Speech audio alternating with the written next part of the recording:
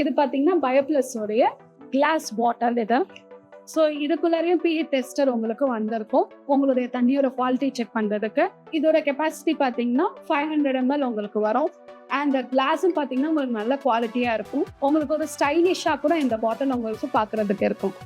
Just நீங்கள் இது பார்ட்டாக எடுத்து வச்சுட்டு இந்த மாதிரி நல்லாவே க்ளீனாக நீங்கள் வாஷ் பண்ணிக்க முடியும். இந்த டெஃப்யூசர் மட்டும் நீங்கள் எப்போவுமே சரி ஆரோ வாட்டரில் மட்டும்தான் வாஷ் பண்ணணும். ஸோ எவ்ரிடே நீங்கள் பண்ணணும், இது வாஷ் பண்ணணும் டெஃப்யூசர்னா அப்படிலாம் இல்லை.